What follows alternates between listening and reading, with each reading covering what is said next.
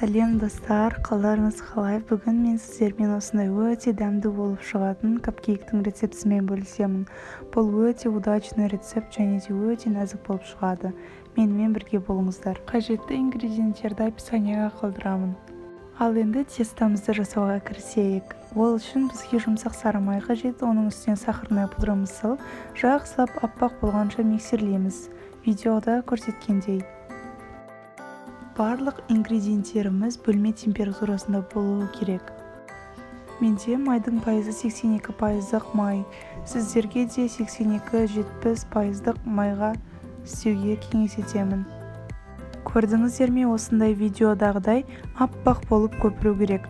Осы екі жұмыртқамызды енді осы массамызға бір-бірден салып шығамыз. Осы сәт өте маңызды. Жұмыртқаны салғаннан кейін жақсылап 3-4 минут, 5-6 минуттай араластыру керек. Сонда біздің капкейктеріміз жақсы көтеріледі.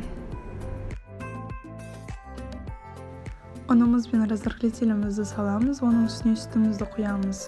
Осылай очередно жасап шығамыз.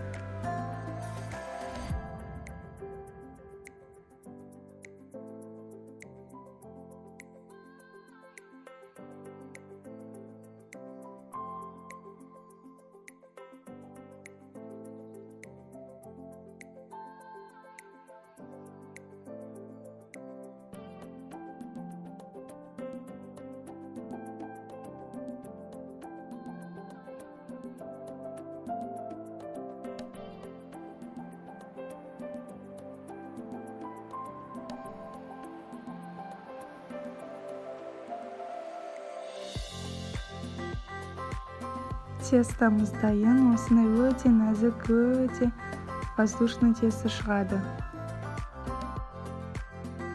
Капкейктерімізді осындай қатты формада пісіреміз. Бұл форманы кондитер дүкенінде сатады. Осыдан 20-15 штуктай шығады. Мен 1,5 столовый ложка салдым тестодан. Сонда менде 15 капкейк шықты. Сіздер 1 столовый ложкадан сасаңыздар 20-дай шығады.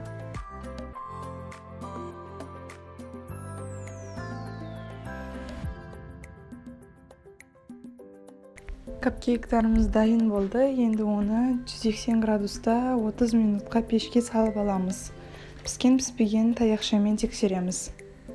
Ендігі кезекте кремімізді дайындауға кірісейік. Ол үшін бізге творожный сыр, краситель, сливки және де сахарная пудра қажет болады. Сливкидің пайызы 33-35% болуы керек. Ең алдымен творожный сырымызға сахарная пудрамызды саламыз. Жақсылап миксерлейміз. Кремге қосылатын барлық заттар бір күн холодильникте тұру керек. Ендігі кезекте біз сливкемізді құямыз және де жақсылап араластырамыз. Пропорциясын описанияға қалдырамын.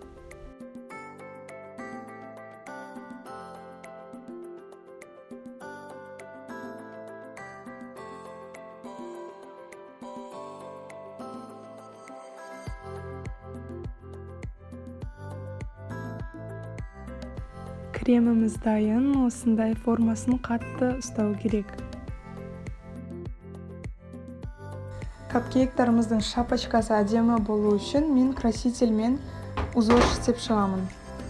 Осындай ағаш шпажкамен кремді жағып, кондитерский мешоктың жан-жағына жағып шығамын. Сонда біз кремімізді сыққан кезде әдемі узорлар шығады. Капкейкке насадканы қолданамын. Мен гүлді насадканы қолданамын. Сіздер өз қалауларыңызша кез келген насадканы қолдана берсеңіздер болады. Барлығын кондитер дүкенінен аласыздар.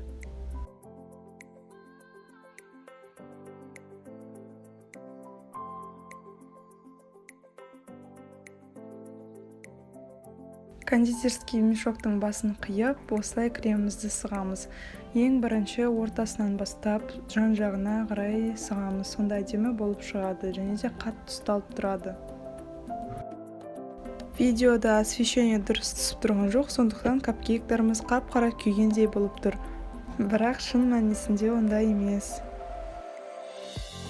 Капкейктарымыздың кремін жағып болды, енді оны оформлениясына көшеміз. Мен клубниканы қолдандым. Сіздер өз қалауларыңызша кез келген шоколад немесе осындай фрукты немесе осындай жиделер қолдана берсеңіздер болады. Капкейктарымыз дайын, өте дәмді, өте нежный, сондай дәмді болып шығады. Енді осыны бір түн холодильникке қоямыз. Кез келген мерекенің дастарханын сәнін ашады десем болады. Міндетті түрде істеп көріңіздер.